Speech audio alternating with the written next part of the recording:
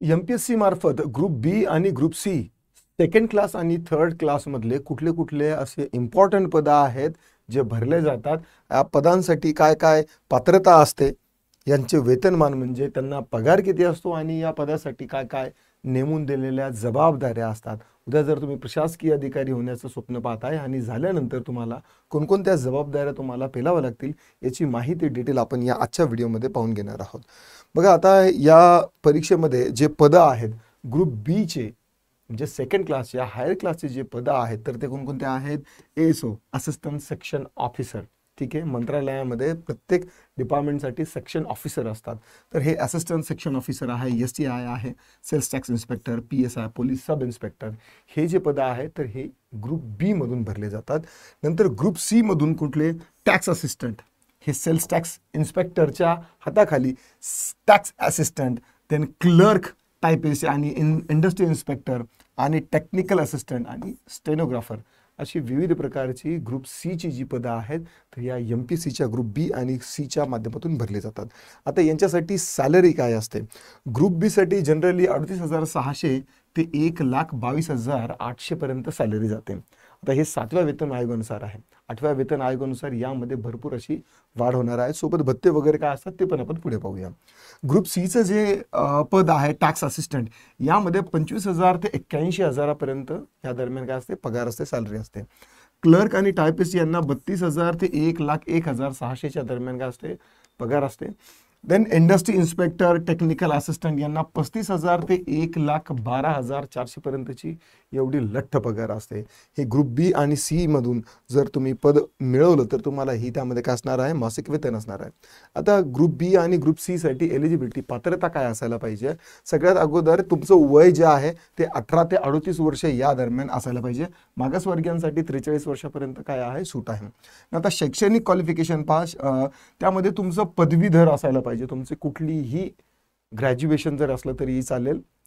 तर त्यासाठी ग्रुप बी आणि ग्रुप सी हे जे पद आहे तुम्ही देऊ शकता. मराठी भाषेचं ज्ञान तुम्हाला आवश्यक आहे. मराठी लिहिता वाचता बोलता येणं हे आवश्यक आहे, कारण मराठी ही राजभाषा आहे. PSI या पदासाठी तुम्हाला शारीरिक चाचणी देखील होते. यामध्ये तुमची उंची आणि छाती जी आहे ती 79 सेंटीमीटर असायला पाहिजे. छाती फुगवून 5 सेंटीमीटरचा वरती तुमचा असायला पाहिजे. महिलांसाठी 157 सेंटीमीटरची उंची यामध्ये असायला पाहिजे. PSIच्या संदर्भात फक्त तुमची काय होणार आहे? फिजिकल चाचणी होणार आहे. ठीक आहे. देन आता नोकरीची जिम्मेदारी आणि जबाबदारी काय असते? असिस्टंट सेक्शन ऑफिसर म्हणजे यामध्ये तुम्हाला प्रशासकीय कामकाजाचे नियोजन करावे लागते. जसं की शासनाने एखादी जर समजा की सिंचन योजना असेल, ठीक आहे, तर सिंचन योजना जर आपल्याला महाराष्ट्रभर राबवायची आहे तर प्रत्येक जिल्हा परिषद झालं, नगर परिषद झालं, गाव पातळीवरती झालं, तर या सगळ्यांची जे तिथले अधिकारी आहेत त्यांच्याशी कम्युनिकेट करून कारभार व्यवस्थित चालवणे यासाठी रूपरेषा तयार करणे, कामकाजाचं नियोजन जे आहे तर हे यामध्ये आहे. STI मध्ये कर संकलन तपासणी, सेल्स टॅक्स इन्स्पेक्टर म्हणजे जो टॅक्स गव्हर्नमेंटला जाणार आहे तो व्यवस्थित जातो की नाही, संकलित होतो की नाही, यामध्ये काही चोरी होते का, तर हे तपासणीचं जे काम आहे तर STIचं असतं. PSI पोलीस सब इन्स्पेक्टर, कायदा आणि सुव्यवस्थेची देखरेख. ठीक आहे, पोलीस सब इन्स्पेक्टर ते जर सगळ्यांना माहितीच आहे.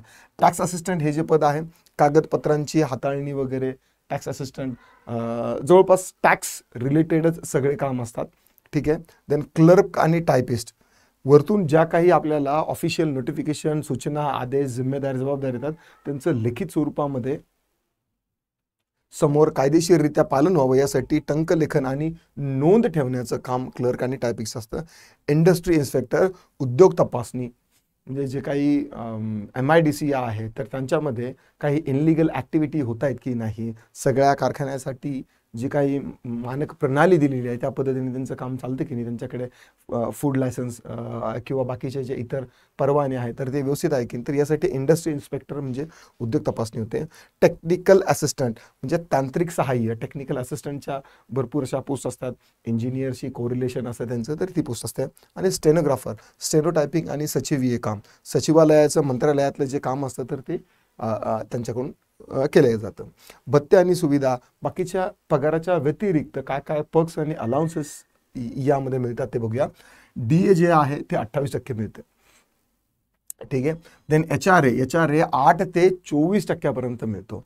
आणि जो TA आहे म्हणजे ट्रॅव्हलिंग अलाउन्स, हा महागाई भत्ता, then travelling allowance, then HRA, then वैद्यकीय भत्ता आहे, निवृत्ती वेतन आहे, निवृत्ती वेतन म्हणजे पेन्शन, देन PF आहे, सशुल्क रजा म्हणजे तुमचे पगार त्यामध्ये कसलीही कट होणार नाही, आणि वार्षिक वाढ प्रत्येक वर्षी 11, 10, 12, 13% अशी पगारामध्ये वाढ होते. तर अशा प्रकारची ही जी पद, पात्रता, वय आणि काय म्हणता येईल की ही देशसेवेची ही जी एक अनोखी संधी आहे, आणि परिणामतः त्यामध्ये काही आपल्याला मासिक वेतन देखील मिळतं.